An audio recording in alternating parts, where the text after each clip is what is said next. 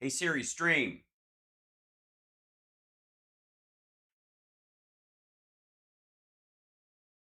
I I pushed the wrong. Sorry for everybody making your Siri act up. I inverted my button push. It's not anybody's. Hi, it's Wednesday. Hello, good to see you. I was talking. I put the. Never mind. Hi, how are you? Good. Yeah, it's good. All right, it's fixed. It's fine. My mic is on. We're all good. There it is. I was trying to talk to the automated thing without triggering everybody's automated things. Honestly, none of my business. Hi. I yes, we have a lot of blame to go around. I broke And their ass. that's so true on so many fronts. And then let me open one more thing, and then we can get started and say hello to our chat room. Gather in, everybody. It's about to be a party. Lots of craziness happening on over here in over. Forget it. It's too. It's just there's too much going on over here. That's what I was trying to get to. It's been a busy morning. Uh, welcome. I'll get there together. I don't have any coffee. Maybe that's why. So hopefully there's not. I'm just waiting for everybody to gather in because that's the way the morning streams go. We just kind of. I will not trigger your automated thing. I will not. And by the way, hi chat room. Welcome to the show. Good to see you guys this morning. Hello and hi and how are you? I blame China as well. For excellence in broadcast. Thank you. Foreign and feline affairs. Thank you very much, Tammy. Appreciate the super chat. Support the show through super chats. It's a great way to help out the show. Also, patreon.com/HalSparks. Patreon people will enjoy a comedy show tonight because I will live stream it to you guys. And then, of course, we have. Let's see, 700 something Twitch subscribers. We need to basically maintain 3 times that, all combined. So let's get there. All right. And has Russian fallen yet? Well, it's sort of in free fall right now. We'll get to some of that because it's pretty. It is so choice, to quote Ferris Bueller. And how does need coffee a weak sedative? Should be more that very possibly. I might be out over my skis verbally. You're right. How triggers my automated thing every time. Look out. All right, 51.5K. We're almost to 52. Get us to 52. Subscribe today. And that's all the sales I'm doing. We're going straight into the trends. We got lots to talk about. Allegedly is up there. That's always a good sign. That's always when the word allegedly is bouncing around. And this one's pretty interesting because it starts off with that Stephen Miller allegedly wanted to bomb migrant boats coming across, I guess, the Rio Grande or off the coast of Greece, or I don't know, on behalf of other countries. Do we just want to bomb migrant boats no matter where they come? Maybe Haiti? Is that what he was talking about? Let's find out. Barf, barf. Given his status as one of the most evil people there should not be surprised. Okay, if you haven't fully repressed any and all memories of 2017, Miller was the architect of the Trump administration's family separation plan. Right. I would say, per Rolling Stone, Stephen Miller, one of Donald Trump's top immigration advisors, advocated using U.S. I'll just slow down. That's what it is. I'm just moving too fast. U.S. Predator drones in 2018 to blow up migrant boats full of unarmed civilians, according to an upcoming book by a former administration official. In a passage reviewed by Rolling Stone, former Trump Department of Homeland Security appointees Miles Taylor writes about an April 2018 conversation in which Miller allegedly advocated an attack on a migrant ship headed for the United States. Miller, Taylor writes, argued for the potential mass killing of civilians by suggesting they were not protected under U.S. Constitution because they were in international waters. Taylor is the writer behind the infamous anonymous New York Times op-ed that set off a furious hunt for the turncoat in the halls of the Trump administration. After leaving the administration, Taylor endorsed Joe Biden during the 2020 presidential election and later revealed himself to be that anonymous person, not anonymous in general. Not surprising at all. I mean, Stephen Miller is grotesque. On the coattails of that, riding straight in, I always joke about this being Philip Bittner's former side piece. Simonian says that Prigozhin, he did his whole mutiny rebellion thing because he just lost it at the front line. The battles were too much. He was tired of winning. But they were doing so well in their fight against Ukraine, the 6-day war that lasted 17 months and change. That's why he attacked. Just, in case supposedly he flipped out after military operations at the front. Well, I mean, if you look at his videos, he does look pissed, but not so much about the actions at the front, but the fact that he was denied ammunition, right, by the Russian military, the Ministry of Defense. Isn't that I don't know if it's so much flipping out about that stuff. It is just lack of support, maybe. Anyways, and then, so a lot of this, and then, of course, a lot of Jim Jordan stuff. And then Trump is suing E. Jean Carroll for defamation. Like, I don't know. This must have been Devin Nunes' idea. It will fail.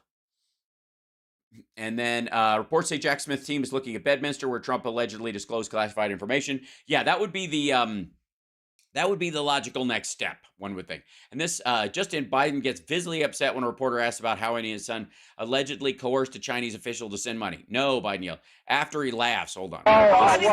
Hold on, let me bring this in, and I'll lower it because it's very loud. President Biden, how involved were you in your son's Chinese shakedown text message? Were you sitting there? Were you involved? No, I wasn't. And I don't. Were you? No. President Biden, how involved? Yeah. How were you sitting there during the shakedown? No. Like, he said no so many times at this point, like we care. And also, reminder, these are the people who thinks that every time Trump calls the press the enemy of the people, effectively saying they deserve whatever airstrike we can call in on them. That shows his strength and his power and his assertiveness and his leadership. But Biden gets fed up with answering the same question several times. Like, no, I was not saying no. Also, coerced what? A Chinese official to send money for what? We've talked about this before. It's the WikiLeaks. All right. Okay, this British stuff. Blah blah blah. Okay. Moscow residents reportedly started receiving phone messages from Wagner PMC. They're invited to support Wagnerites and come out into the streets. That's as of June 24th. So it was a parade. That's just now starting to come out in that regard. Okay, so allegedly, Dark Brandon, of course, is coming out for a bunch of reasons, including Coach Tommy Tuberville. Yeah, this was pretty funny, actually. This is what it's related to. Tuberville is patting himself on the back for this. Broadband is vital for a success for our rural communities and for our entire economy. Great to see Alabama receiving crucial funds to boost ongoing broadband efforts. Notice he dropped out the word federal. John Cornyn put the word federal funds in there because that's where they came from. Alabama to receive $1.4 billion for broadband access. Senator Tuberville voted against the bill that is providing this funding. That's that community notes thing. Yeah. Anyways, Biden wrote, "See you at the groundbreaking." That was the here. Whoop, there it is. Hence the Dark Brandon stuff that is coming up, which is fairly fun. Let's see. Used to be about 750 billionaires in America. Now they're telling me it's about 1,000 because of the last administration. Well, guess what? You know what? You know what the percentage they pay in taxes? 8%. 8. EIGHT. What do you pay? Pay a hell of a lot more than that, man. Somebody yelled, "What do you pay?" Hold on. I pay a hell of a lot more than that, man. 8% EIGHT. I pay a hell of a lot more than that, man. So do you. And so do you. Ouch. Just lining up for the tea bag. Dark Brandon, Reaganomics delivered. There you go. Jobs created by president. Average per month. There you go. Actions speak louder than golf. That's pretty fun. This is, and this weird thing about, like, I don't care that his son used to be an addict. I don't know anybody that does. I am a bit concerned about Don Jr.'s current drug use. No one worries about that at all. Nobody looks at him and goes, I don't know, that's troubling. Bidenomics is working. The unemployment rate has been under 4% for 16 months in a row. The last time our nation had such a long stretch of low unemployment was 1960s. Yep.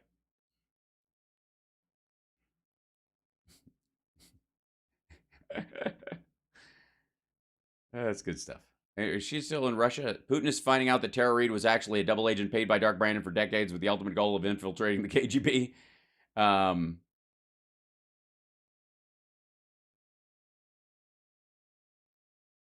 Everybody just unleashed Dark Brandon during his speech, saying Republicans best around and found out in the midterms. We're about to find out again. Getting rid of a woman's right to choose. Love this version of President Biden. There you go. Watch here. He just shouted from the rooftops. Republicans are messing with our lives. They will find out. Thank you. Yeah. He's doing fuck around and find out, but the presidential version. Cool. Good stuff. Okay, so Dark Brandon's, that's it. Whoops. Liam Neeson is trending. That bounced up. Wait, let's go. There was John Kelly was up next in that thing, but we'll look at Liam Neeson. I have a particular set of skills. Can't stop driving for his family. Will explode the first trailer for Retribution. Free for a quick call. Okay. Cool. All right. Anyway, NBC News. Some key findings, latest NBC, both. Support for DeSantis is cratering. He now trails Trump by 29 points. Biden now leads Trump 49-45. Biden has strong support among women, 55-38. 18 to 34-year-olds, 65 to 30. Latinos, 66 to 26. And independents, hold on, 47-33. That's, okay. That is the roughest one for Republicans. That's it. That's the big number. NBC News confirms Rudy Giuliani has been interviewed by federal investigators as part of the special counsel's investigation. That's fun. A group of 18 House Democrats have written to Chief Justice John Roberts urging him to establish an independent investigative arm in the Supreme Court. Yep. Recent poll by President Joe Biden is leading Trump by 4 points. And by the way, that's the people who pick up the phone, not the actual voters. Trump is still trying to talk his voters out of voting. That was, I mean, one of the biggest reasons why Trump lost by the number he lost by was because he talked his own voters out of voting. And he's not stopping. Why get up out of your easy chair, exit your home, go out there and pridefully vote for Donald John Trump when you think your vote's going to be stolen? Who? All right. How do you motivate people that way? How's that work? Guess which Americans came to dine with Putin in Moscow? Mike Flynn, Jill Stein. True. I'd rather be Russian than a Democrat. Well, it's easy to arrange. And by the way, I don't know if you know this, but in America, you can choose to be a Democrat or not be a Democrat. That's kind of the great system. Over there, try choosing being for the opposition. Just go for it. Let us know how that works out. Simone Biles will return to gymnastics competition this summer for the first time since the Tokyo Olympics. Nice. NBC News drops bombshell, reveals Department of Homeland Security Inspector General has launched a criminal investigation into the circumstances surrounding the destruction of Secret Service. Okay, this is, now we're going backwards. Now, Airbnb, dear God. The Airbnb collapse is real. Revenues are down nearly 50% in cities like Phoenix and Austin. Watch out for a wave of forced selling from Airbnb owners later this year. Absolutely no parties at this house. The house. Private islands, outside in public, you can have it all kinds of. Okay, I don't care. I've been on Airbnb for a long time. Some of my good friends are early employees. Last week during a funeral for my uncle, my family had to endure a disgraceful, deeply traumatic, discriminatory experience at an Airbnb, and thus far, no one has made it right. All right, that's the thing. It's not a hotel, man. It's strangers. You're staying in a stranger's house. Like, you roll the dice, you take your chances. Billy Joel as Fall Out Boy have released a cover of We Didn't Start the Fire, originally. Okay. Now, granted, they went to my high school, so there's a lot of overlap in both the Boomer and the Gen X version of that. I'm sure the 90s kids feel the same way. Simone Biles, we just saw that. Wednesday vibe. I don't know what my Wednesday vibe is. That would be when you meet your bestie after a long time. Good times. Hit play on a deep breathe. Hello, what the pupper? Look at the pupper face. Oh, it's like an inversion of Chip. It's like it's opposite colors. There we go. These are people vibing. Good. All right. Excellent. Wednesday vibing. Cool.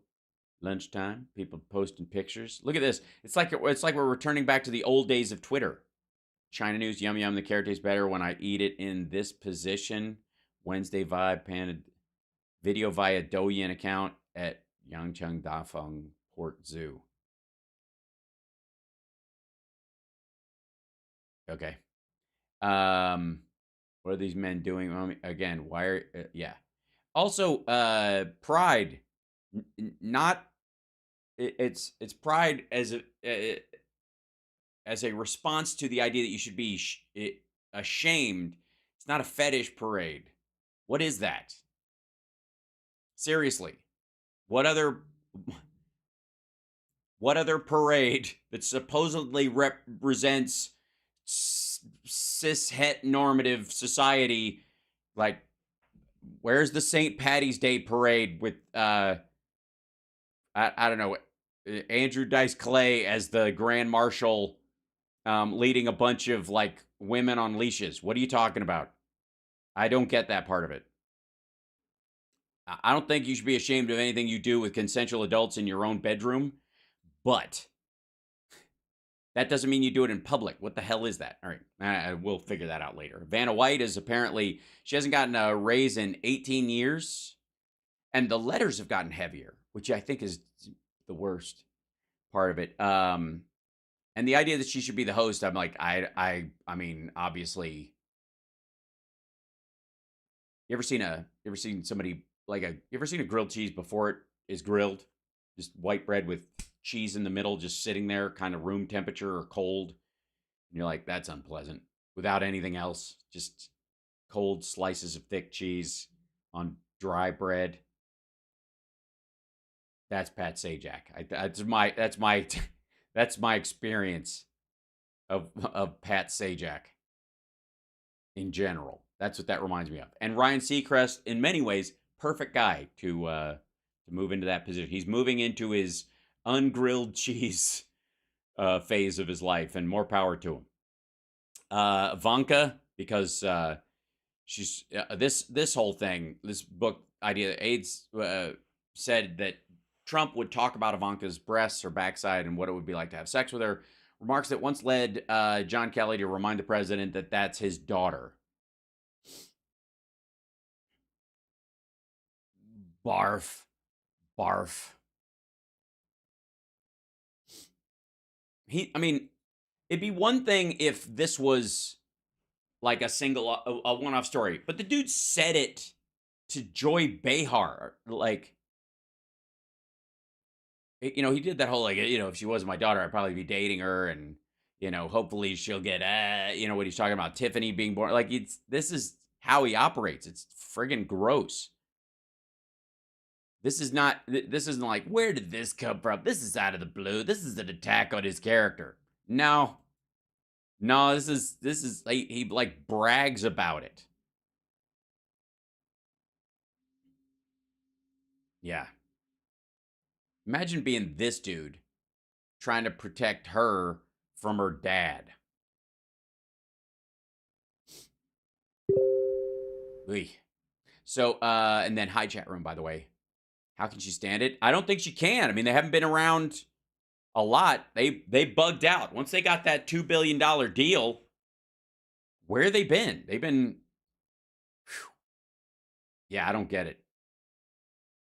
And I don't get being okay with it. You know what I mean? Like, for all the hair sniffing bullshit that they do about Biden just because he's leaning over, whispering to somebody, talking to somebody or whatever, or giving him a kiss on the head like a grandpa, all this stuff, like there's hair sniffing stuff that he does and blah, blah, like, all right. Is that just to counter Trump's constant sniffing? Is that like Trump's always sniffing? We should do something sniffy with Biden to make him a sniffy person. for all that clamoring, again, for there's two types of justice in this country. On the one hand, they're always saying this stuff about Biden being sniffy and all, the allegations that they want to lay out that he's somehow a lecherous old man. And yet Trump is literally on television going, if she wasn't my daughter, I'd probably be dating her. And these reports come out and they're like, yeah, he's just kind of an alpha male. It's just how he is. You know what I mean? Like, he's just always like that. It's just always, what are you going to do? You're just that much of it. He's just got that much. He's got that much BDE, right? Vilnius. Okay, let's do the NATO summit in Vilnius. We are doing everything to ensure that the summit has real content. Okay, there we go. Arrived in Kiev ahead of the NATO summit in Vilnius with one main message: Ukraine's places in NATO.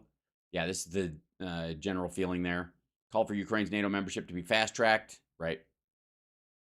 One might highlight my last year was catching her at festival in Vilnius. Okay. Yep.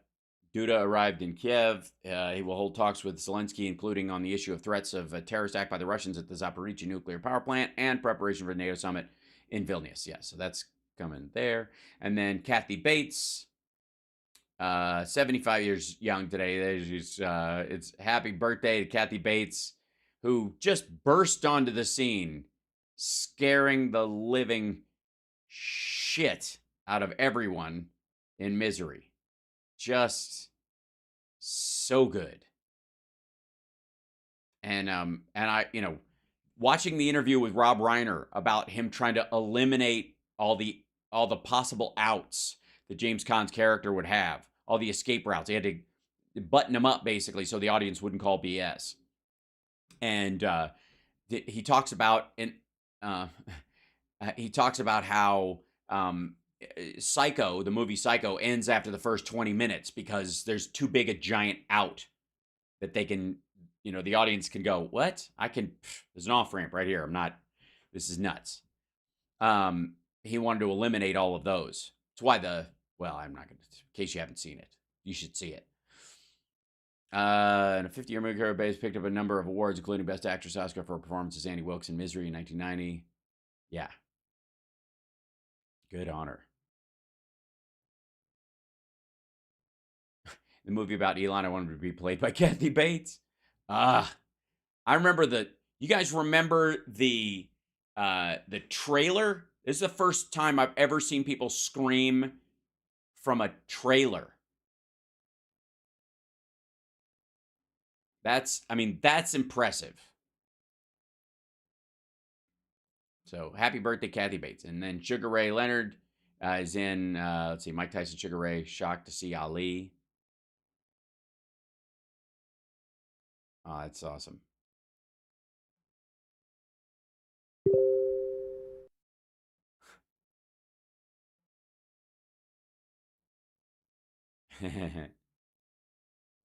Ali, just awesome. And they're going, okay, on this day in 1980, that's June 20th.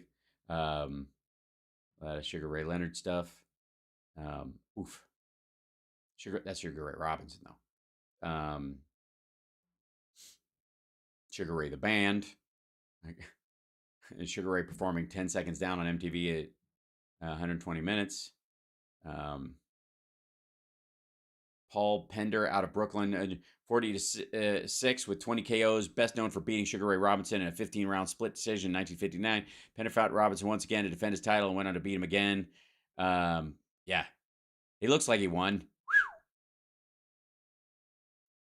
I don't know. I'm gonna suggest wearing boxing helmets.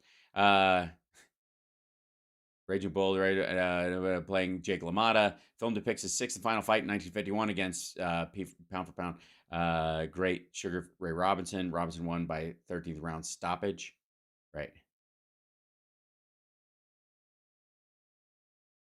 So yeah, Sugar Ray Leonard and Sugar Ray Robinson plus the band Sugar Ray. And is there a gamer, Sugar Ray Sugars? Is that why that's up? Okay, fine. And then John Kelly was up earlier. We'll look at that in a second, but I want to say hi to the chat room again. And Philip Bittner is going to be joining us at the top of the next hour. 34-year-old Ryan Mallett drowned on Florida coast yesterday, former NFL. Oi, Mark, what happened? Why was that? Howdy, good morning. Boxing helmet, funny concept. Yeah, I think it's we're that close. They're gonna wear like bicycle helmets in the ring. Like button smash. Thank you, Howie, for smashing the like. Don't forget, thumbs up, everybody. It helps us with the algorithm. Mentioning us, sharing the show, all those things. Stuff that doesn't cost you a dime that can help the show. Have at it. All right. And then, ever play Mike Tyson's Punch Out? Of course. It's incredibly frustrating at times. Fetish stuff started with the NYC Halloween parade back in the 1970s. Yeah, that doesn't make it okay. Right? You know, it should be trending. Kidney.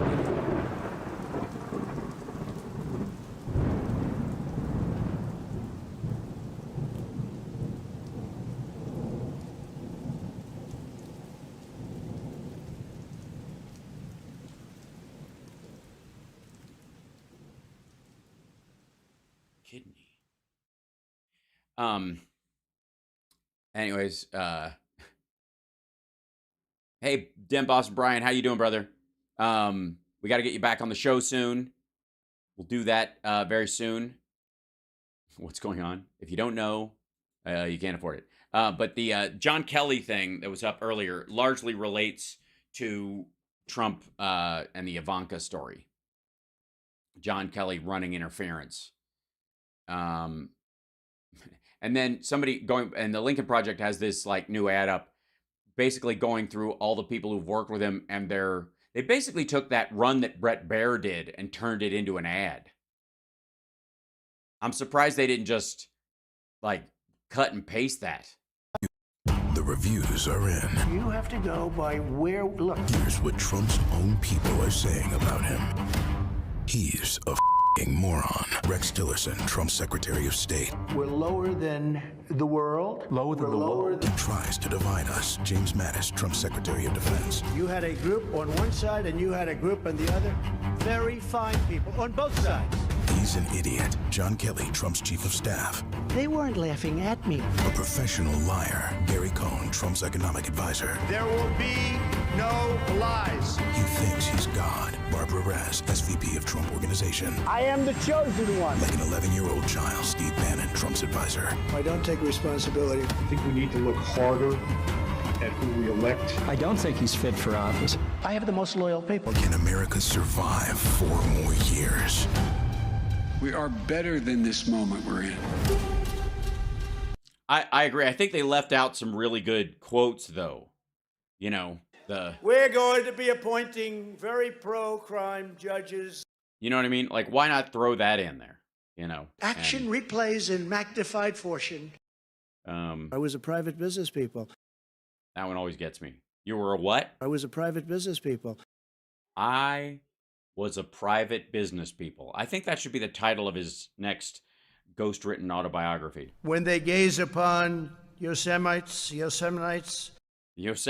Yo, what's up, my Seminites? Yes, John Kelly, that once led John Kelly to remind the president that Ivanka was his daughter. I don't think it helped. I don't think it discouraged the behavior. Ugh. Just frigging gross. Saw the okay, we'll see why Iraq is trending. Putin is losing the war in Iraq, right? Just when I went Blackhawks in Iraq.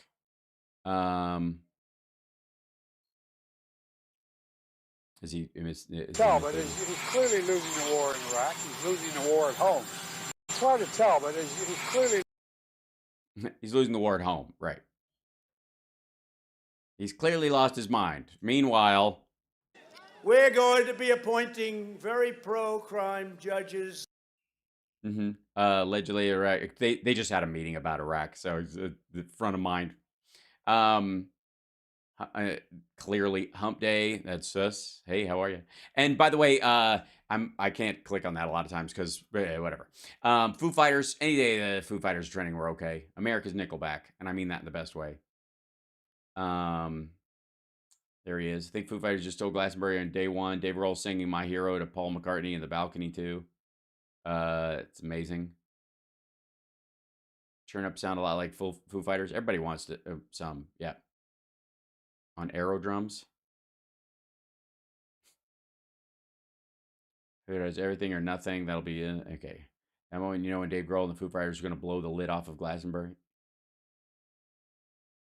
Which one is it? What's the? All right, motherfuckers. Uh-huh. Let's dance.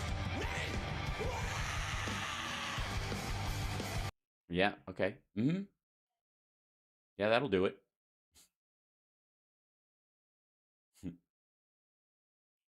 It's kind of a little bit of Tim Curry action going on there. Yeah.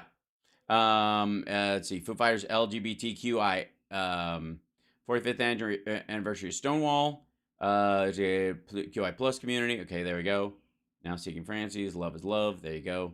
They just won't let up. MAGA extremists have put anti-LGBTQI plus language into every appropriation bill so far. Now they're coming for service members. Equality every day. Yep.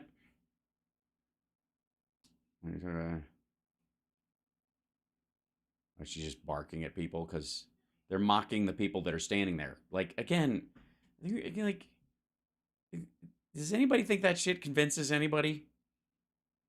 When either side does it, like the big, like, we got this clip of this guy just screaming or yelling or saying something, like, yeah, because that they're showing that that's their perception of the other side's argument. Yeah.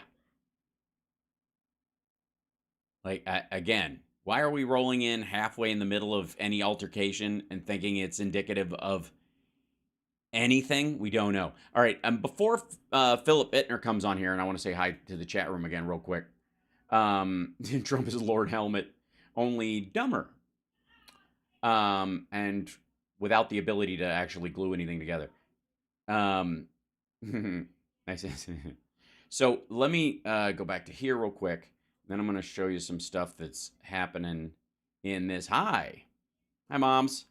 Tonight, this afternoon I won't be having an afternoon show because I'm flying during that time. I'm going. I've got to stick around because of family stuff. So I have to leave later than I would. So I will be right in the middle of my show when I'm flying. So just a heads up, no afternoon show today. Got a stand-up show tonight. TYT does every story from halfway in, Greg. That is true. That is absolutely true. That's the business model, isn't it? It doesn't work if you give the entire story. Let's see. Translate this. We'll go to here, down to there, and I've got to.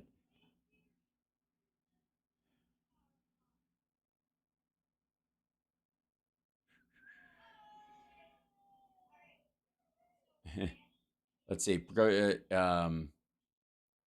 Yeah, so here's the general order of what's going on in terms of, we'll catch up so that Phil doesn't have to explain everything from the start when he comes in. According to the Wall Street Journal, and this is on Astra, this is one of the Telegram channels that I follow or whatever. During the raid on Rostov, Prigozhin allegedly planned to capture the head of the Russian Defense Ministry and the head of General Staff, Prigozhin and Gerasimov, writes the Wall Street Journal, citing Western intelligence. According to the newspaper, the FSB found out these plans 2 days before the march, so Prigozhin had to speed up his plans and start improvising. Western intelligence believes that some commanders and the regular troops could be part of the plot, given the ease with which the Wagners took Rostov. In addition, the publication following the New York Times also writes that General Surovikin allegedly knew about Prigozhin's plan. Whether he passed this information to the FSB is unknown. Judging from how quickly the Russians had to respond to it, I'm going to guess not. They would have had prep time, right? New newspaper Europe has declared undesirable. It was declared undesirable in the Russian Federation for allegedly false information about the violation of rights and freedoms of citizens, the unleashing of aggressive war in Ukraine, and the commission of war crimes, all which are facts. So they're obviously pulling from the fake news, totally fake news. We didn't invade Ukraine. We were forced to do it. They were wearing that short skirt. What do you expect me to do? You grab them by the country, and if you're a former imperial power, they let you do it. So, yeah. So that's fun.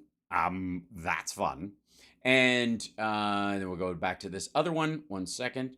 The Kramatorsk attack, which there are now 10 dead, including 3 minors that I've seen, children, two young 15-year-old girls and a baby. And they arrested the guy who was sitting there and helped target it. This is the this is an image of that image. The death toll in Kramatorsk missile strike rises to 11. 48 injured, I believe, is the most recent number I've seen. I have to be careful what I scroll past too, because of the harshness of some of the imagery on some of these things. That said, let me get to here. 1 second. Where's this? Why are you not?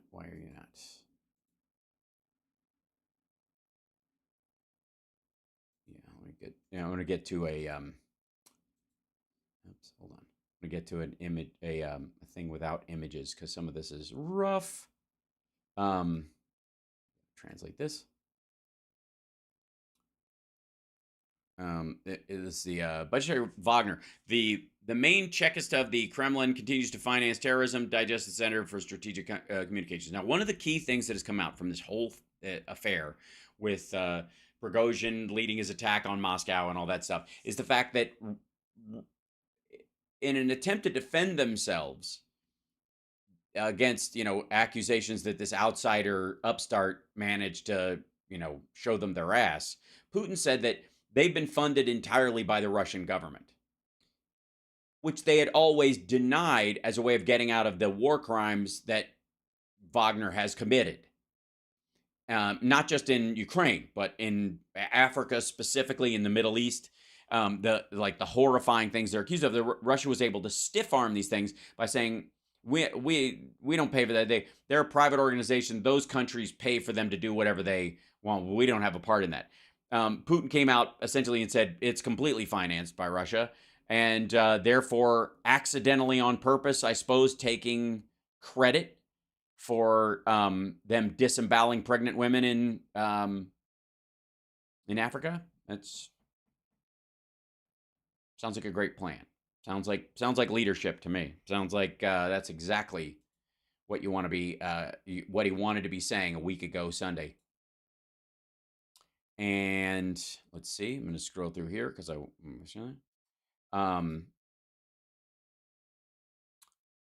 see. Get this back up here. Hold on.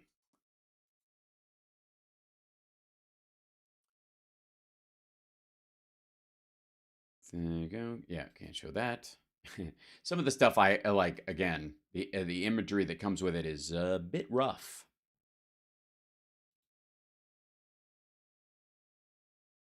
Boy.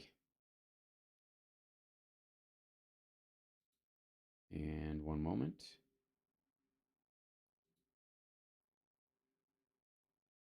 British Mastiff. Where is it crying? This is there's a lot of a lot of this stuff I can't show. Hold on, I gotta pull in it. And it's a still image. One was killed, and even further away, screams can be heard. This is how the occupiers were destroyed during the offensive of the 3rd Assault Division near Bakhmut. The Ukrainians have reached all of the Russian trenches that the Russians have been, that all this talk about Russia was fortifying its position, and that's why things are moving slower, because there's mines leading up to them and the fields leading up to these actual trenches. And then when they get to the actual trenches, these guys are hidden amongst there. They're both running around in the trenches, but they're also sort of cave systems dug in. And I can't show you this for obvious reasons, but one of the things that keeps showing up is this video of Ukrainians having to clear these places with grenades. And one of them has something in the order of like 18 grenades that they're basically just walking up and counting them off as they throw them in these cubby holes where in the pits where these guys are hiding.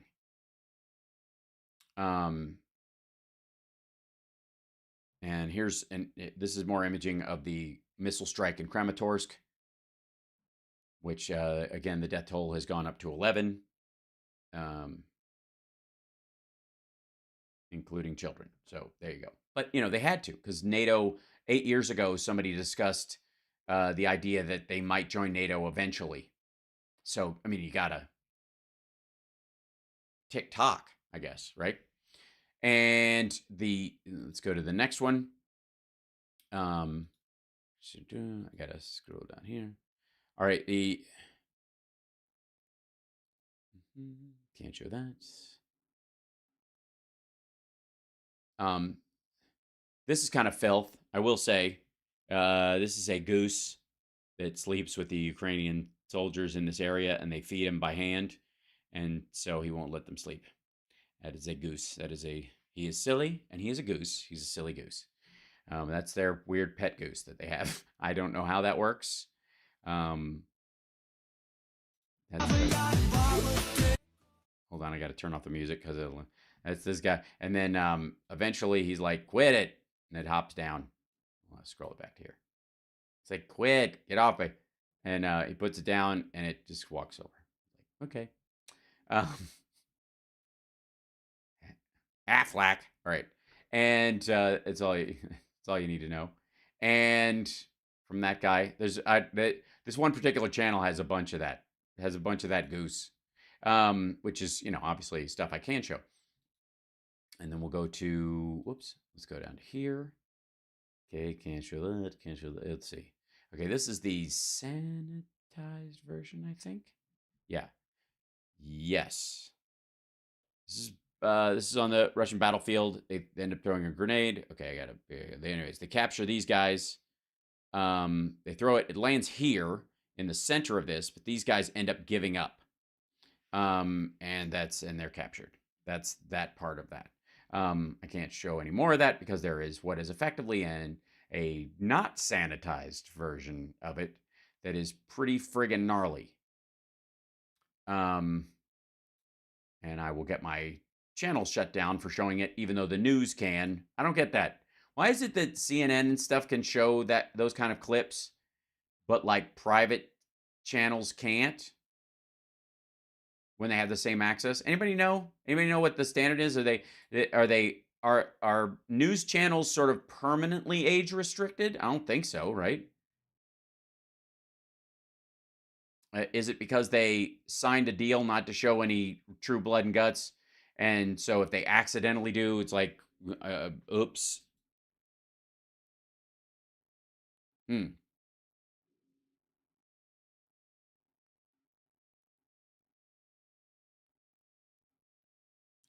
in St. Petersburg. I'll walk around the places of youth and back to civilization. I will see the dying mode of the... All right, whatever. The former consul general of Kazakhstan and in Russia hanging out in St. Petersburg. This is his quote. "I am in St. Petersburg. I will walk around the places of youth and back to civilization. I will see the dying mode of the fuck." Sure. I'm sure it makes sense to me. It makes sense to you? So, currently, let me see if I can find a current map as well. But right now, and we'll talk about this when Philip comes on the show, we have as of yesterday, it was 300 kilometers were regained by the Ukrainians. I know Vietnam scared me, anti-war. Hold on, let me go back into here with the chat room. Yeah, it is very interesting to go back over some of the, yes, probably Russian slang. I agree. To go back over some of the stories around Vietnam in context of the people who were telling them, and in context of knowing what we know about sort of the Russian attempts at managing language around this stuff. Yes, goose eggs are edible. All I know is Russia better leave Moldova alone. Epic sex guy lives there. Yes. Well, that's part of the news as well. Welcome back. Glad you got coffee.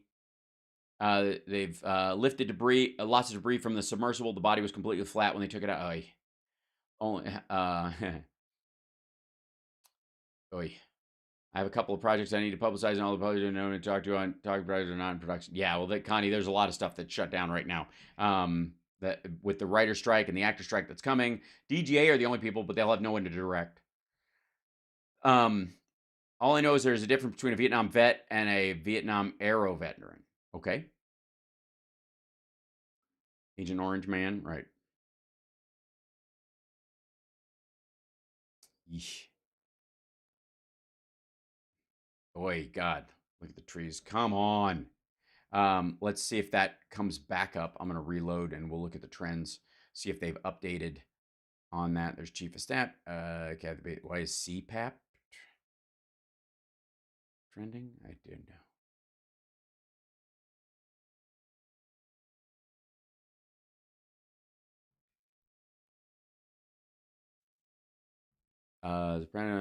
Oh, I see. The idea is, does the president use a nebulizer? Blah blah. Okay, so that's why CPAP is trending here. I'll show you. The reason it's trending is because he has this on his face or whatever. Like the idea that he had that on. No, he's been up for a while. My guess is they did a fitness test on him again because they put that mask thing on you. I guess you could say Ben's. I don't know. Ben Engineer's choke. Another thing. 1 in 5 Americans is on a CPAP.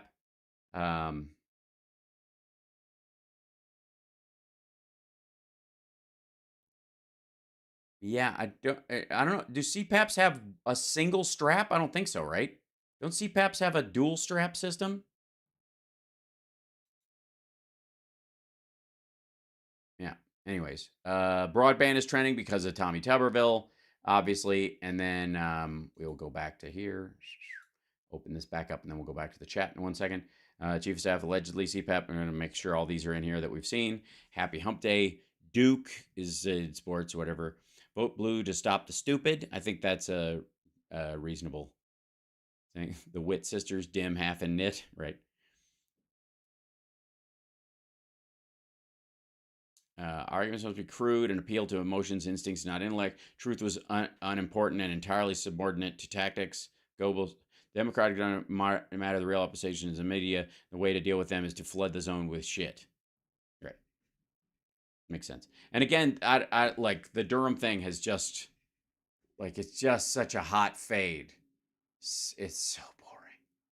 Like, it's supposed to be this big shocker, and it's just, it gets more dull by the day. And we'll go to, yeah, there's a bunch of this too. This has to do with like that.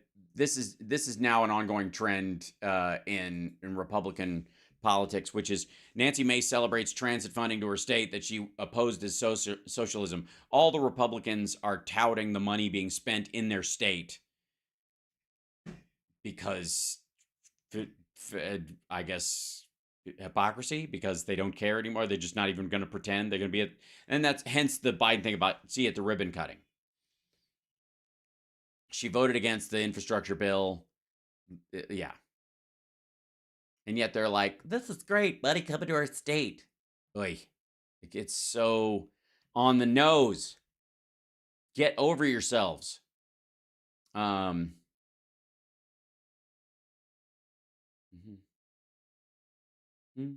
1 second.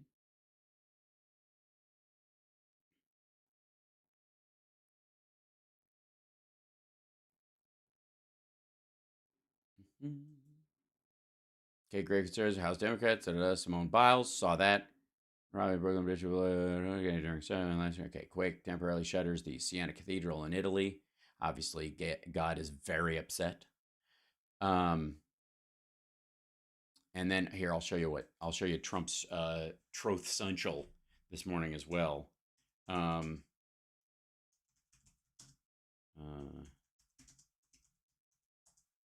There he is.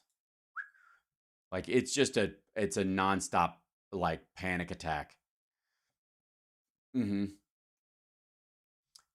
like, talk about being completely blind to the political ramifications of what you're shooting for that you have to nail down your base so hard that you cannot expand at all. Trump's poll numbers are a cry for justice. 100 reasons to celebrate the first 100 days, April 2017. And this is like, Trump's going to be the bad. Trump's first 100 days. Trump used Twitter as a president to go over the heads of media and directly to the American people. This is Phil Schlafly is, I mean, this is from the pro-lifers. The Trumpinator thing, again, the bobblehead. He's just printing the whole thing. Like from 2017. Talk about a cry for help. Oh, Philip's in the wings. We're about to have him on. Excellent. He's joining us right now. And then Mark Levin's new book is it's a little on the nose. It's a little on the nose. And again, like he's throwing up all these kind of like low res newspapers that do nothing but, you know, they're basically zines for the Republican Party as defense against, you know, basically they're just carrying whatever argument he's making in court.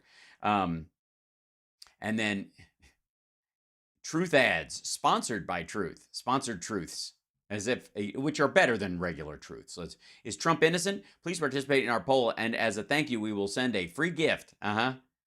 No doubt. And this whole thing, like if I wasn't running for president, if I was losing badly in the polls against Biden, I would never have been fake indicted. Okay, well, you haven't been fake indicted. It's a real indictment. Likewise, if the very corrupt Democrats truly, if they truly wanted to run against me, I wouldn't have been indicted. It's all a badge of honor and courage. I'm being indicted for you. Yeah, fuck you, maggots. Why are you stealing classified material and trying to throw an election you lost in your favor and bragging about that you only would sexually assault the foxiest women? It's so weird. Speaking of which, hold on one second. We will go to, speaking of so weird, I kid. Joining us in just one moment, if I may, in the middle of like some fairly intense, whoops, crap, hold on. That was my bad. I made a wrong click. Errant click, pardon me. There we go. Okay. I think it'll come up in just one second. And let's see. Philip Bittner, can you hear me? Can you hear me, Philip Bittner? Nope. Does he hear me? Wait, hold on one second. He does not hear me. Hold on one second. Audio source, default. There we go. Check one. Philip, can you hear me? There it is. Excellent. Yeah, now I hear you. Cool. All right. We'll move you over here real quick. And welcome to the show, Philip Bittner. It's a crazy time. There's lots going on. Catch us up from the start. Because there's so much to cover. I went back over some of the stuff that was happening in terms of them doing cleanup in Russia on, trying to fix this. Let me see. If we can I get your MacBook mic? Is that okay? Sure. Yeah. Because it's, we get a lot of sharp noise gradient. Yeah. So hopefully that'll come in. Hold on, checking. Check one. There you go. Just for my bad hearing, I need. No, I get it. For headphones, absolutely, but for the microphone, that's better. For us, anyways. And full disclosure, I've been working for the last 6 hours on a vlog that I've been doing stuff. I haven't seen anything in the last few hours, but nothing really has changed in the last couple of hours, except for the death toll from Kramatorsk. Kramatorsk, yeah. I've eaten at that restaurant. I've eaten at that restaurant many times. Well, I say many times. I've eaten at that restaurant several times when I'm in Kramatorsk. Kramatorsk is Kramatorsk is a town of maybe a couple 100,000 people, maybe 100,000 people, something like that. Right. But it's right on the front lines. It's the staging area. Right. For the kind of larger staging area for the Bakhmut region. It's about, I'd say it's about 30, somewhere between 30 and 60 miles to the Bakhmut front lines. And it's where people are billeted. It's where resources are kept. And when I used to go to that restaurant, I mean, it was filled with soldiers and officers and stuff like that. So it sucks. Mixed with civilians. I mean, because it was Kramatorsk is mostly shut down because of the war. A lot of people have fled, so there's not a lot of business being done. So there's only a handful of restaurants that are open. And if you're going out to eat, if you're a soldier who doesn't have time to eat at the mess hall or whatever, that's where you were going. Right. And it's attached to an apartment building, is it not? Or at least a. I mean, it's connected. It's right on the edge of a park. So you've got kind of buildings along the border of the park. So, and then they hit us. I mean, there were two strikes, as I understand it. One more near a market residential area where that may have been where a lot of the kids were killed. I haven't been meticulous about it because I've been working on some stuff of my own. But sure, I mean, I've been to Kramatorsk, 3 or 4 times in the last few months, and I mean, it's one of the only places that remained open. So to hit that, they knew exactly what they were doing. I'll bet. And we're hearing reports that there was a Russian agent that's been arrested in the immediate aftermath. Right. Yeah, a spotter. And if you're going to hit anywhere in Kramatorsk that isn't controlled by the military, so you don't have security that you have to circumvent, that restaurant was. I mean, but it's just such a cynical thing to do because, there were soldiers coming in and out of that place because soldiers eat when they want to eat if they're not at the mess hall. Right. But it's also because it's one of the only restaurants left open. It was about a 50-50 split between soldiers and civilians. So you just killed a bunch of civilians. Right. It's more cynicism from the Russians. Mm-hmm. Sucks. It was good. Yes. It wasn't a great restaurant, but it was edible food in a town that was under fire a lot. So this is images of the rescuers getting people out of trying to get people out of the rubble around this. And again, a pair of 15-year-old girls and a small child were among the dead. Obviously, impact had more. It will affect people who are physically smaller and weaker.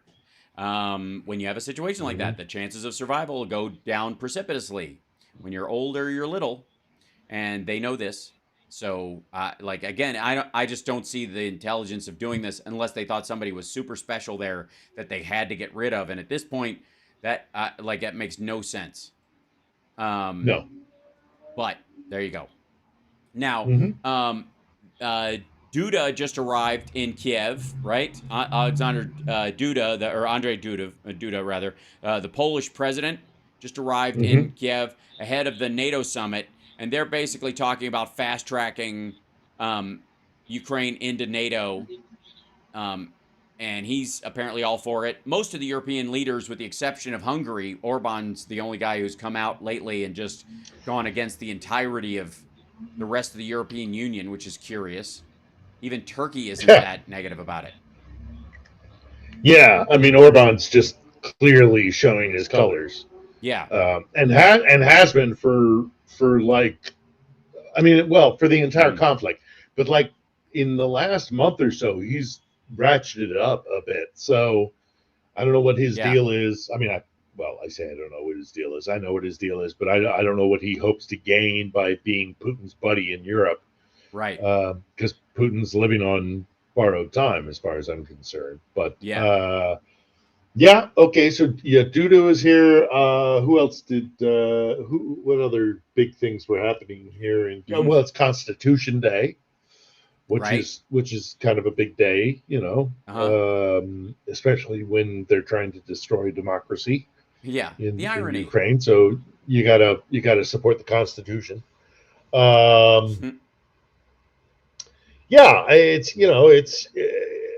It's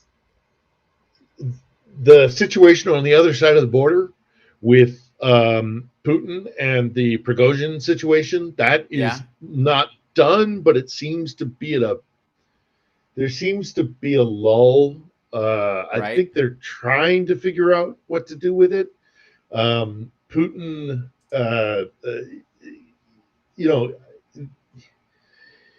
Putin and his Prigozhin problem is not going to go away. He's not. I don't think he's going to get rid of Prigozhin, because I think Prigozhin continues to be useful for him, because he can as the intensive the conflict between the power elite within Russia continues.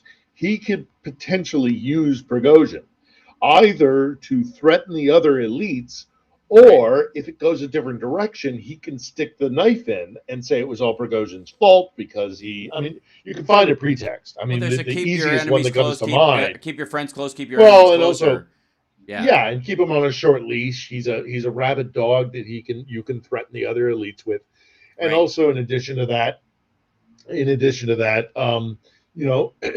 it does go a different way and he wants to scapegoat Prigozhin, he can easily find a narrative that will turn, I think, visibly kill him Prigozhin.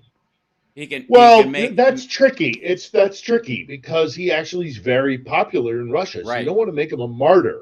Right. But what you could do is you could start an information campaign that it was actually Prigozhin who was undermining the Ministry of Defense, and that's why the war isn't going well.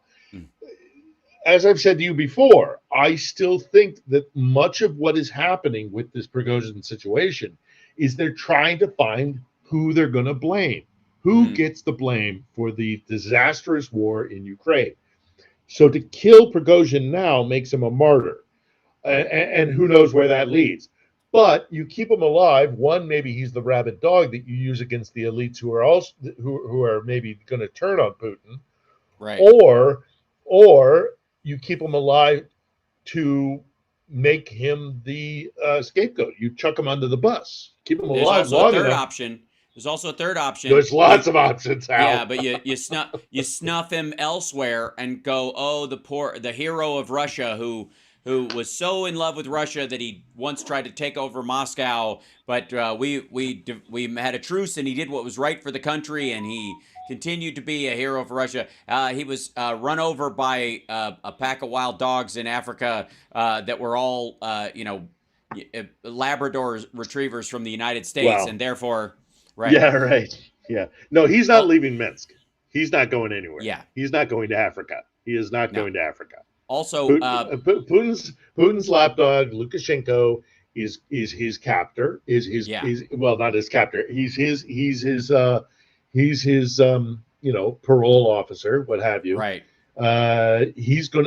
Lukashenko's not letting Prigozhin go anywhere. Right. So he's staying in Minsk, and as such, if he does get hit by a bus, everybody's going to be like, okay, Putin ordered that. Yeah. But if he's I don't think he's going anywhere. He flew to China to help us negotiate some arms stuff or whatever, and then his plane never made it, that kind of stuff, or he dies someplace else and whatever. Like, there's so much room for intrigue.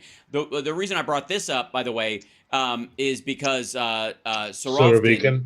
Yeah, Surovikin. He's one of those guys. Yeah, he's one of those guys who put out one of those videos that was against Prigozhin. In the lead, like, don't join this guy, don't join in on it. And it turns out, apparently, the belief is that he was in on it with Prigozhin, and he has since disappeared. Yeah. This is a story about him, a senior Russian general with advanced knowledge. Surovikin. Yeah, go ahead. It's been very public that Surovikin and Prigozhin actually have had similar criticisms of how the war has been conducted. The other one is Dvorkin. There's a guy by the name of General Dvorkin.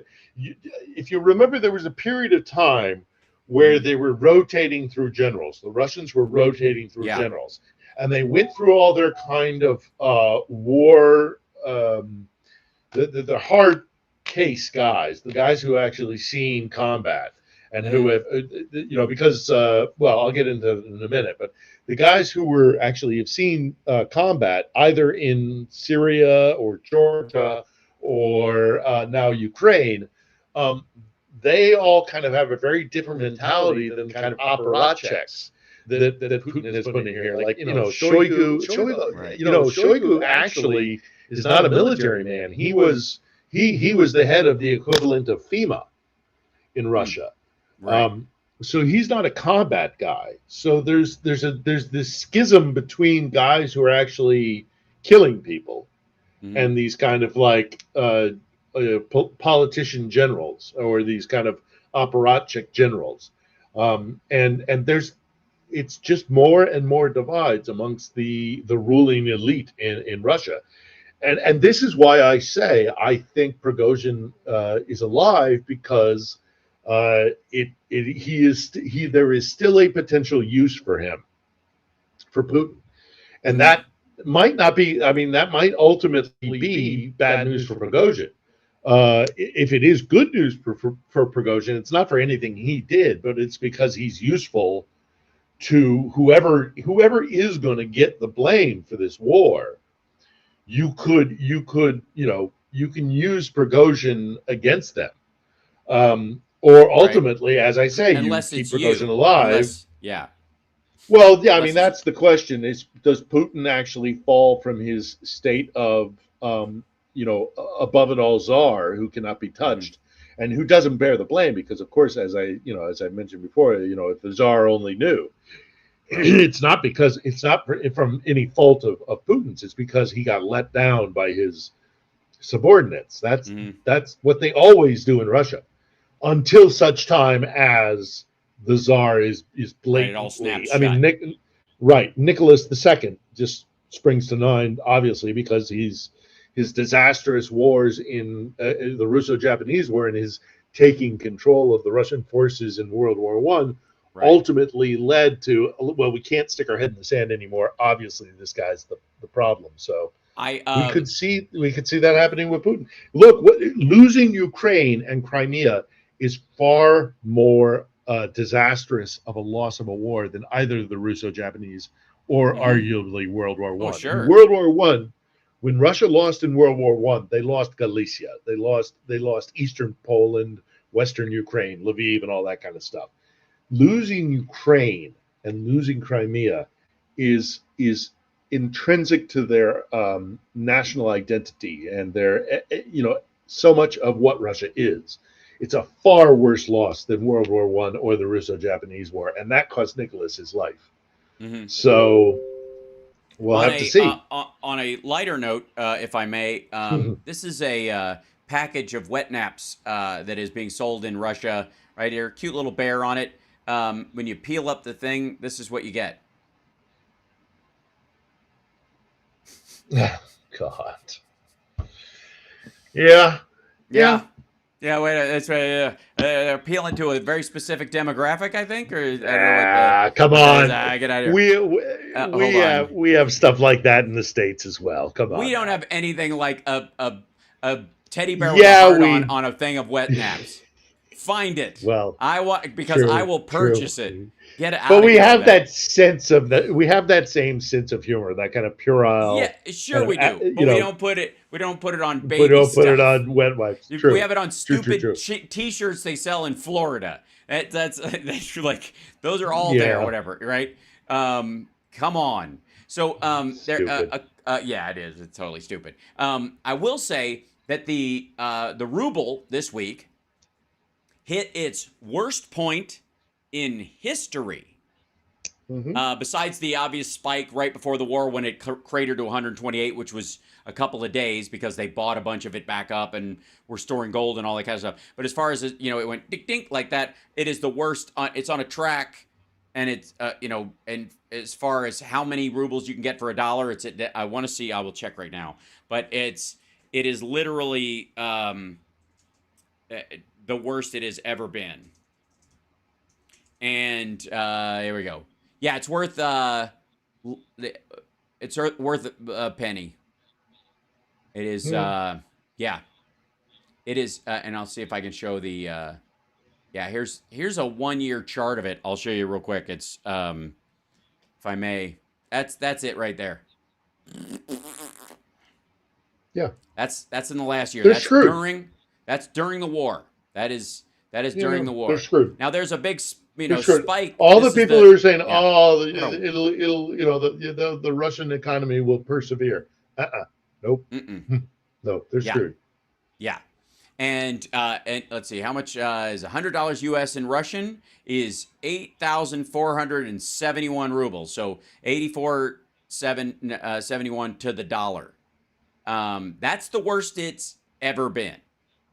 And even that's and that's with them flooding the zone with money, flooding the buying up gold, shoring it up with gold, buying yuan and trying to trade with that. It's now worth, you can get 7 yuan to US dollar, 11 yuan for a ruble because they're being nice to them. And it's still terrible. 11 yuan for a ruble sorry, the other way around. So 11 yuan will get 1 ruble for 11 yuan. It's just bad. It's just and it's not getting better. Like the economic stuff. There's a bunch of the tankies who are like, man, the ruble, the Russian economy is hanging in there. No, it is not. Yeah. No, of course it isn't. They're isolated. Did not help. They're isolated from the vast, majority of the markets of the world. No, of course it's not doing. And on top of it, ruble opens at 15-month low versus dollar after aborted mutiny. So everybody's like, it's fifth degree. Phil, you don't understand. It's fifth dimension chess. Yeah, man. Yeah. It's all part of the plan, just like QAnon. Yeah, it's why wouldn't? Well, how about not? Sure. That part of it. It's all. Yeah, everything was a plan. Everything's been a plan the entire way. Putin is playing us all. Fiddle. Yes. Yeah, no. Putin's running scared. Yes, Putin is running scared, and he should be. He should be. I had an interaction with a friend of mine who's a fellow Russia watcher, and I got all the time in the world for her, but we've differed on this. That's me being polite. We've argued about this. Right. And she is like, no, I don't, Putin, I think Putin is too wily, he's too strong. He's got she said strong in the sense of like he's got too many allies, he's built up too many people who are invested in him staying in office. And I said to her, yeah, but in all of Russian history, nobody has had a disastrous loss like this. It's his stewardship. They're going to lose Ukraine. Yeah, that is Catherine. So understand this: Catherine the Great conquered Ukraine. There's a whole long history, and I won't go into the details of it. But in around the 1776 period, when Catherine the Great was in power, she was expanding dramatically, and she moved into Crimea. She moved into Ukraine. She founded the city of Odessa. This is 1776. The entire history of our nation prior to, accepting the period prior to becoming a nation. But think about that. 1776 until now, Crimea and Ukraine have been part of Russia and Russian identity, the cornerstone of their sense of self as an empire. And it's on Putin's watch that they're going to lose that. No Russian leader would have been able to weather this. It's not. Putin could be uber amazing, even more like he could be what he really is, but times 10, and he would still be screwed because you can't lose this. You can't be the one who loses Ukraine and Crimea and survive. It's going to destroy, well, the potential is, and I believe it's true, it's going to destroy the Russian Federation. Russia is going to become a rump nation of what it is now. No, lots of people do. Yeah, because inside Russia even, following the speech that Vladimir Putin gave about, the post-mutiny normalcy. Weak sauce. Such weak sauce. Oh my God, it was pitiful. Well, like I said, you and I, of course, we would think that. But the Russian mill bloggers apparently are equally flipping out, if not more so, I would argue. This is a report on them. But Russian war correspondents frequently open in their criticism of the Russian Defense Ministry's prosecution of the war, speculated on their Telegram channels that there was either some devious hidden logic behind Putin's speech or the Kremlin simply made a mess of its message. I just can't believe it. There are only two possibilities here. One, Comrade Peskov, Putin's official spokesman, got it all mixed up. By nightfall, it happens. Things can happen to older men too. And whatever. And two, a more real variant. Personnel decisions that have been discussed for almost a day that have been taken have yet to be made public. We will soon find out, wrote this guy, Kotnok Z. What he means is they're going to fire Shoigu and the other guy, Grosimov, and that's just hasn't happened. And other people who allowed this to happen. No, they're not. As a matter of fact, one of the points of negotiations that came out is that neither of those guys is leaving their position. And the only thing that Putin supposedly had an actual say in this, besides end it, just get him out of here, I don't care what you have to give him, pay him off and make him go away, was, except he can't have Shoigu. Shoigu stays, which is really weird. I mean, it goes right into the whole, like, Trumpian idea of I don't make any mistakes even when I hire people that I hate. But this is this guy, Igor Strelkov, who wrote, I haven't seen anything more pathetic performed by someone who remotely resembles the president in a long time. Well done, everybody. Everybody did a great job. It's time to award others and finally promote Sergei Shoigu to marshal. The turmoil continues. Ordinary Russians were openly scoffing at him. There was another one. This guy, another poster. Well, Prigozhin said that the entire reason why Shoigu has supported the war effort is because he wants to become a marshal, which is this kind of, I mean, Zhukov, the guy who defended the Soviet Union against Nazis, was a marshal. It is a very, very elevated title for a military guy, and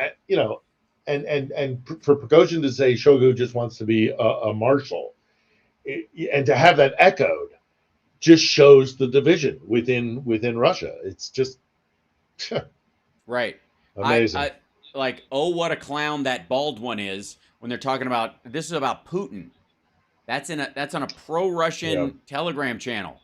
Yeah, that's a risky thing to do.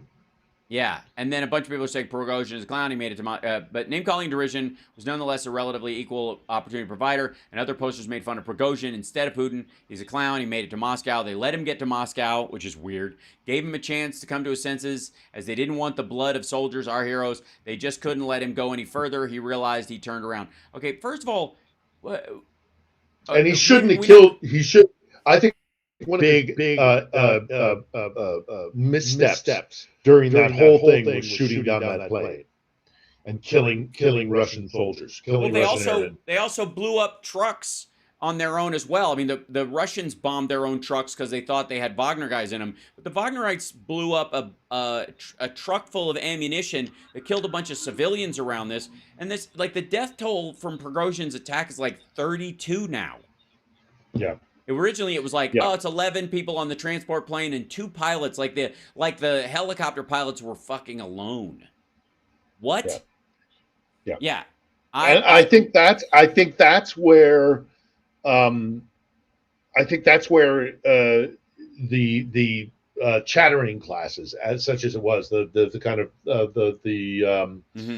intelligentsia turned against Prigozhin when the body count rose. So there was that period right after the agreement, the so-called Lukashenko, which was really actually more Patrushev, the head of the intelligence services. He's the one that brokered the deal. Lukashenko had nothing to do with it. But there was this quiet period between the agreement and then when all the kind of, as I say, chattering classes started saying, yeah, but there's a body count, and that's not okay. That Putin had to kind of reassess how he was going to handle Prigozhin, because again, I'm staying with it. But the one thing you learn when you study Russia is that you don't ever want, unless you're pretty darn confident in a thing, because it's purposely opaque and there's machinations behind machinations and all the rest of it. But I still do think that Prigozhin is being kept alive for a use down the road. He's living. He's being. He's in Belarus, and he's on a very tight leash.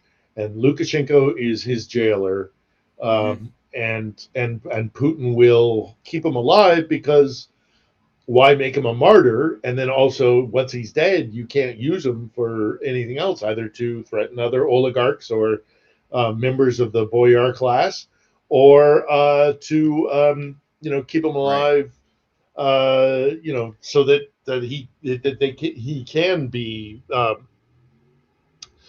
blamed for it all. Find the narrative, find a way to make the narrative that it was his fault because he was undermining the actual armed forces with his. Look, there's tons of ways to do this, but we're in the middle of this period of time that I kind of saw coming, and we've talked about in the past, is that eventually it will come to a time when the boyar class, the elite, the guy, the Silovaki, the oligarchy, the guys that maintain Putin, but not Putin himself, are going to come at one another, and somebody's going to get blamed for this, because you can't blame Putin, because if you blame the Tsar, then the center of gravity disappears, and nobody wants to return to the 90s when Yeltsin was this openly ineffectual leader. So they're gonna. I can see. Look, anything can happen with Russia, but I can see this very clearly, that they get to a point where it's like, well, Putin just didn't know. I mean, Putin, he was betrayed by his lieutenants. It can't be his fault, because they don't. Without the center of gravity, without a czar, you get the 90s, and nobody wants to go back to the 90s. One of the ongoing stories about this is what was the deal that was ultimately made, and whether it was even made in the first place. Because originally, remember, we were told Shoigu and Gerasimov are gone. That was part of the deal. It was almost the primary reason he did it, was to get rid of those two guys. Okay, they're staying. That's there.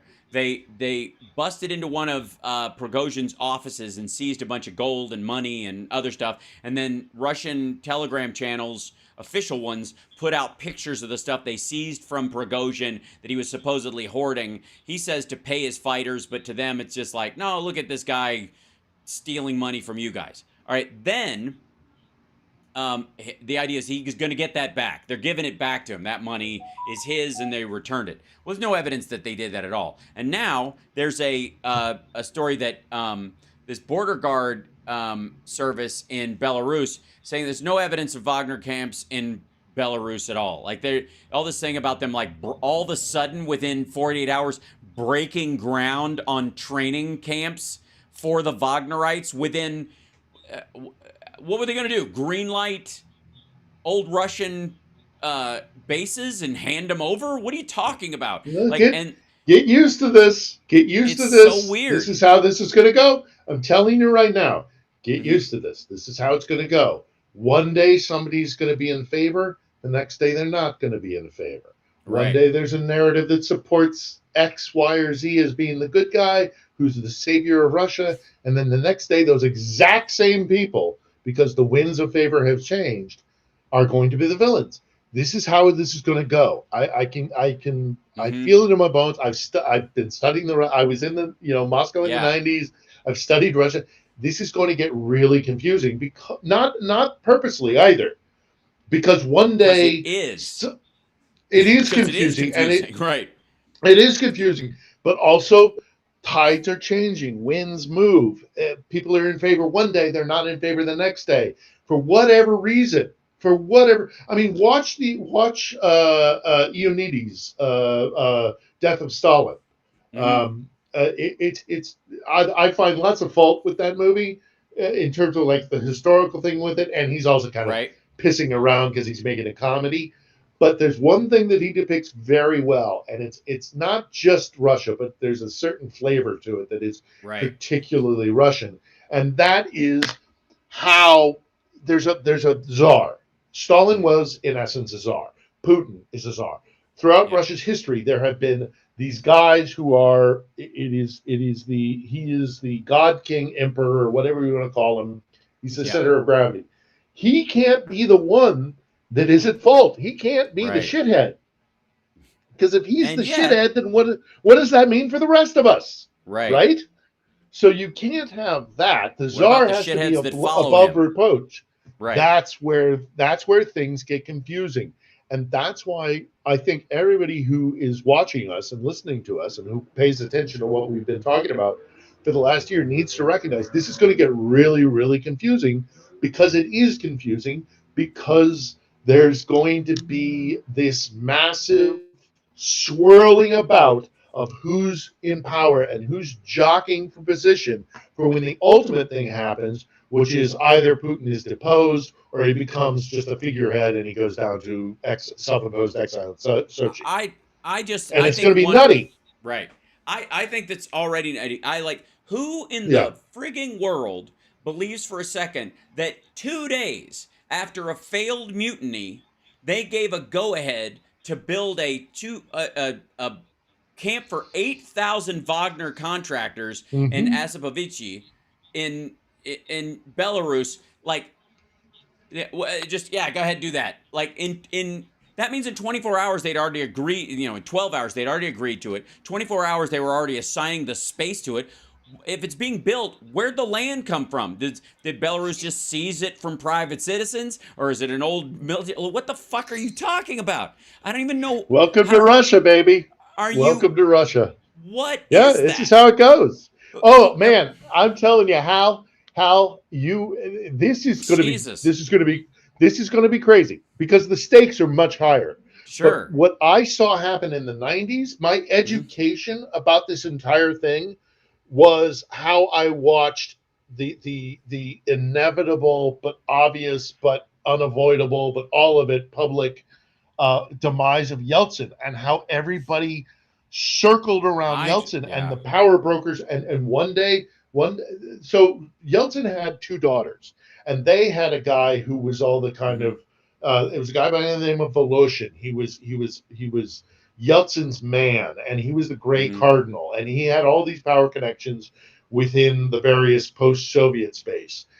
And so they were in the process of, because everybody could see what Yeltsin was. So there was this hyperactive period of time where factions would rise and fall, and certain factions would have power, and then another faction would stick it in the neck, and there would be collateral damage, and there would be videotapes released of, the general procurator the attorney general of Russia getting caught with 17-year-old girls and cocaine. All of this stuff, it's going to get really nutty, because, and it's not, I don't think it is going to be orchestrated. It's going to be organic, because one day somebody's going to be above, on top, and then the next day they're going to be out of favor, and it's going to get really chaotic in Russia. Right. That part of it. More chaotic. Yeah, right. That whole part of it where they're like, less than 24 hours after you attack our country, shoot down 3 of our aircraft, kill somewhere in the order of 36 of our soldiers, take over a military base, storm towards Russia, and then decide against it after you've made a deal with the head of Belarus, who's a buddy. Instantly, they're going to start building you a camp. Yeah.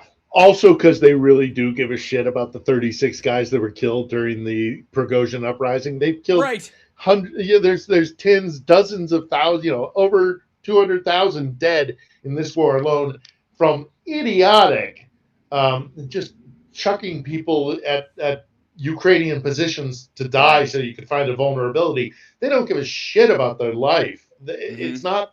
They don't care about the 36 that died. What they care about is it was public. And, they also care about it because they can use it against Prigozhin. And Prigozhin seems to be now out of favor. But don't kill him, because in a week's time, he could be back in favor and useful to Putin, because Putin could use him as a weapon against his enemies. That's why he's alive. All these people are like, well, I don't understand why Prigozhin isn't dead. I don't understand why Prigozhin isn't in jail. First off, he is kind of in jail. He's in Lukashenko's He's in exile. Jail. And a camp, by the way, in that part of the world, a camp can mean a lot of things. A lot of people things. In Poland. Yeah, yeah. Yeah. So but I think he's being kept. Well, I'm Yeah. darn near sure he's being kept alive because there's still a use for him. Put him in your back pocket. If a faction comes to power that you don't particularly like, or the negotiation, because another part of this is that all these factions that are going to be coming into power, part of the reason why they're going to find an ascendancy is because they're going to go to Putin. I am very confident of this. I mean, all things are really hinky and weird in Russia, but I think that there's also an element of this where there will be factions that rise and fall. And part of their rising and falling will be them going to Putin and saying, "Look, you got to go. We all know you got to go. Here's your retirement plan that I propose to you. We're not going to kill you. We're not going to do anything nasty to you. You go off, and here's the agreement that we make with you." And Putin will have to sign off on it. Putin is not powerless. He knows where his position is, but ultimately he is going to have to be deposed because this loss cannot be sustained. So, and if it can't, what does it say about the country? And yes. Chris in our chat is saying, Hal and Phil, Malcolm Nance mentioned something called controlled opposition. Was Wagner managed by Putin and Prigozhin? During the coup, no. I think the coup was not orchestrated because it was just legit. It was way too damaging to Putin. Yes. So I don't think that. Malcolm's right. I mean, controlled opposition is part of the plan here. But who's the opposition? That's the bigger question, because today's opposition is tomorrow's good old guy who's or the guy that is really going to defend things because he's going to defend Putin. Putin needs defending. I mean, there was a time when Putin, what an insult would it be? I mean, think of Putin 10 years ago, right? The whole bareback on a horse Putin. If somebody said in the political power structure within Russia, we have to protect Putin, like, how fucking patronizing is that? Yeah. No, the czar doesn't need protecting. A powerful czar does not need protecting. Right. I haven't really watched Breaking Bad, but I do understand. I'm the fucking one who knocks. Yeah. That's who Putin is. I'm the one who knocks. Needs to be. He needs to be that guy, and he's not that anymore. No, and he isn't anymore. Other people are knocking, and they're the ones coming to bear. And a czar who is not the one that strikes fear in everybody else down the power structure is a czar that's living on borrowed time. Right. And that's where we are. It determines who's the one, what faction is going to be the one that publicly at least finds favor with the czar. And I argue that part of that will be because they will negotiate with Putin a way for him to escape being killed, basically, or imprisoned. There is it's not working out any better for any of Putin's satellites either. Obviously Trump is going through some things in the United States, and everybody that was on, Team Putin, from Marjorie Taylor Greene, to Gosar, they're all on the outs as well. They're getting marginalized even within the marginal section that they're in the Freedom Caucus. And it's because I think people are waking up to the illusion of the strongman. Whether they come around to the moral quality of being supportive of Ukraine in this defensive war against Russian aggression is yet to be seen, and I won't hold my breath. But what I will say is that it's interesting that they are seemingly increasingly aware that the strongman argument around both Putin and Trump is fading hard. It's a massive shift that I don't know any of them are emotionally prepared for right now. Well, Putin is an integral part of the global autocratic movement of which Trump was part. We can't. I am optimistic that it's seen as high watermark, not least of which because we see Putin falling badly, and we see Trump, Following suit. Yeah. falling apart himself as well. So I think I agree with you. I think there is something to be said that autocracies are out of favor, and not just because of power politics, but I also think people are waking up to the recognition that autocracies don't work very well. They don't. They're deeply faulty systems. In Russia, for example, Right. part of the major problem is that Putin for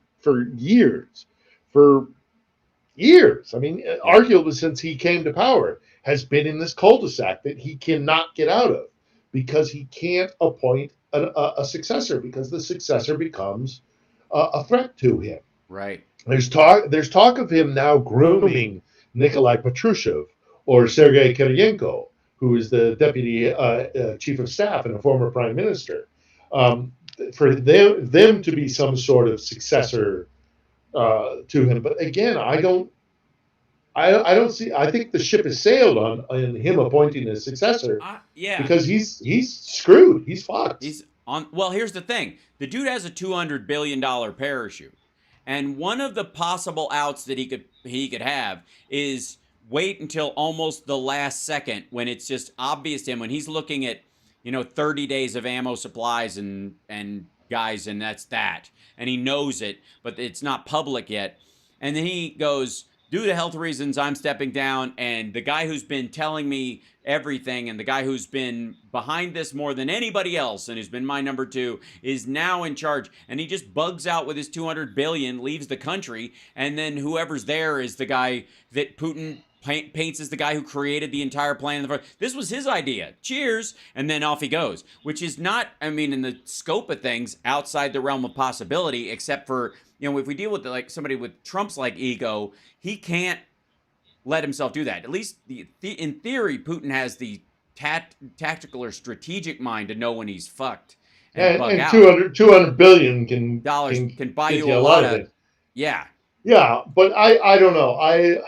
I don't think Putin's future lies outside of Russia. Right. Because even if he does flee, it's just. Where's he going? Syria? Aside from going to the DPRK, there's very few places on this planet where he can go and run away. And I mean, it's just, he did it to himself. I have absolutely. I mean, look, the painting I still have up behind me here says it all. Right. He destroyed, out of his madness, like Ivan the Terrible, like the madness of Ivan the Terrible. He's screwed himself. I mean, the story behind that is also the fact that he only had one son, so now he has no more heir. I mean, he destroyed his legacy. Putin has destroyed his legacy. Trump, such as it was, has destroyed his legacy. If he just turned those damn papers over, maybe he could have. Who knows? I mean, I still think he was always going to go down in history as a crap president and a traitor, because the truth will out.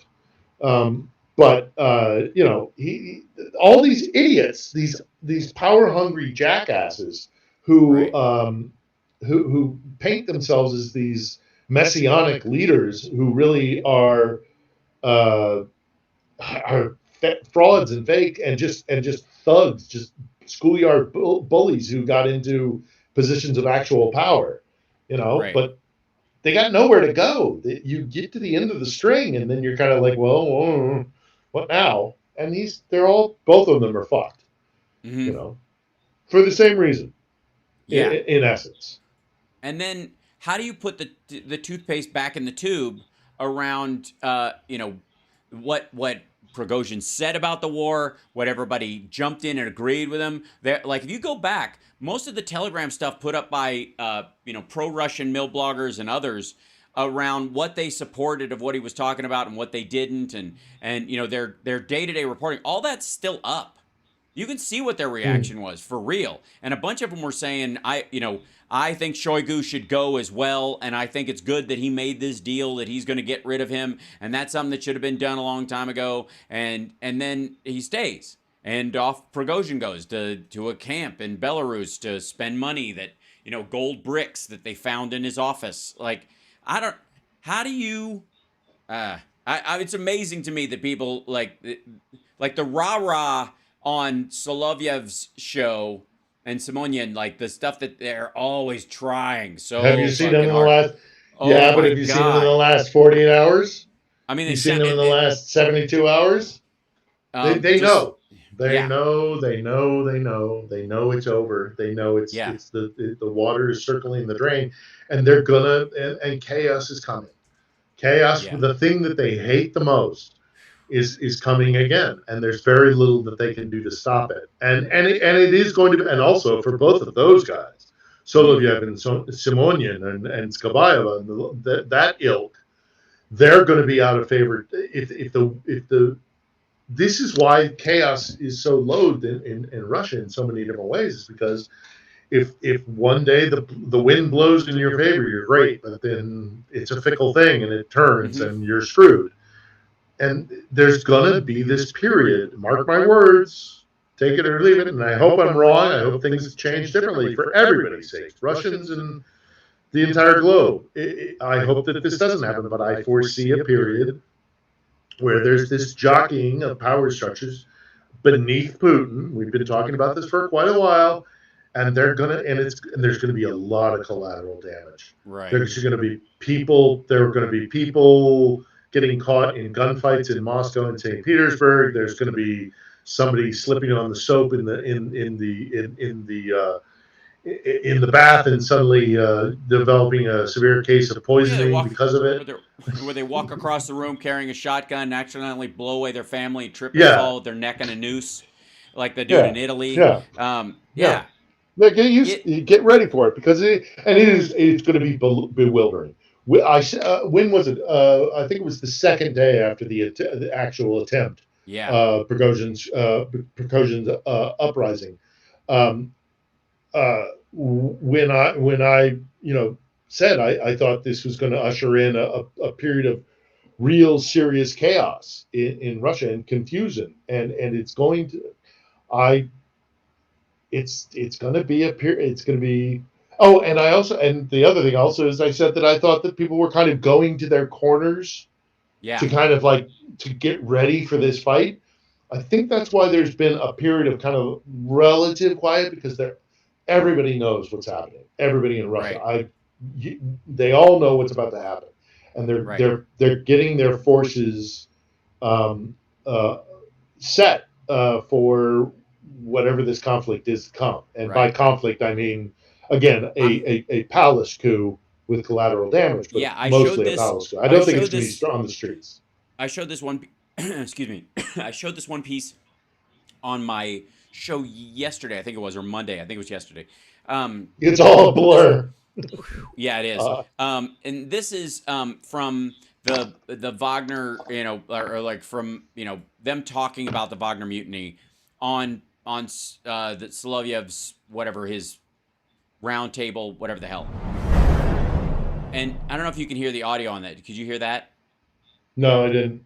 Okay. Well, one of the things I showed, and people will notice this on there, is that when he walks out, it is utter silence except for his footsteps.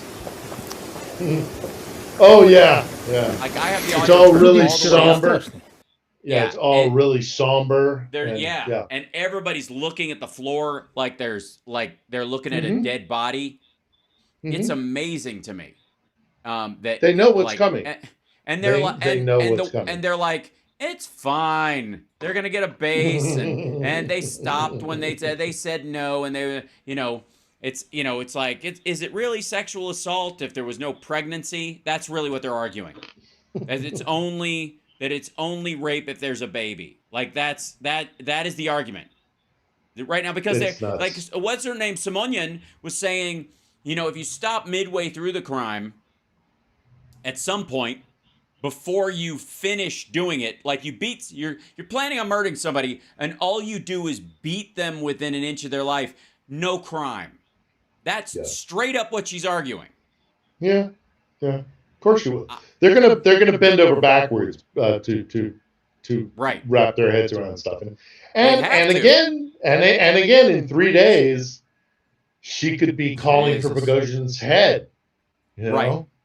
Yeah, well, they kind of are. Like, there was a guy on that same They program. they are. all Now they and are, yes. And he's like, there's only one way to treat this guy, a bullet in the forehead. And that, I mean, that's pretty direct. Yeah. Yeah. I honest to God, I don't get how they let it slide. I don't, like, especially, look, I get how they let it slide in England or something like that, where, like, if during World War II, they had some dust-ups and everyone's like, everyone calm down, the Queen's fine, everything's all right, go back to what you're doing, because there's sort of a society based on also you could do the whole, like, oh, there must be due process of law, and so we're going to be going through this and this, there's an appeal, and you can hide behind that curtain. Not that there aren't curtains you can't hide behind in Russia, but I genuinely think, I mean, he is being kept alive because he still has use. I don't know what that use is. I don't think Vladimir Putin knows what that use is yet. Yeah. But he still has purpose in the coming battle between the power elite within Russia, the boyar class. Keep him alive. Keep him in a prison. The Tsar did this all the time. Put him in a prison, which in essence he's done by exiling to Minsk under Lukashenko's control. Right. Keep him alive because who knows what happens in 3 months down the road in 3 months down the road when Ukraine pushes to the sea and breaks the land bridge to Crimea, and suddenly every Russian is aware that they're about to lose Crimea, they're about to lose control of the Black Sea, that they're fucked. That the empire is over, it's done, and more than that, there's a damn good chance the Russian Federation is screwed. But one way or another, it's going to be a rump nation. It's going to be this. It's not going to be the Russian Empire before this global massive superpower. So you keep Prigozhin alive, because if you're going to blame somebody else, you keep Prigozhin as the guy who could be your aggressor.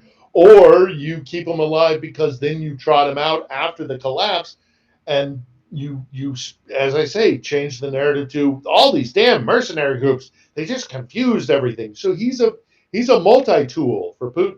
He could either be the guy that gets blamed for the collapse of the Russian of the Russian invasion of Ukraine, or he's the guy that saw clearly. And if we'd all listened to him, and now we really do have to fuck Shoigu and Gerasimov. The dust hasn't even been kicked up yet, much less settled. The boyar classes are going to go after one another, and it's going to be nuts. Right. It's going to be confusing. It's going to be violent. It's going to be really scary and unsettling because they have nukes.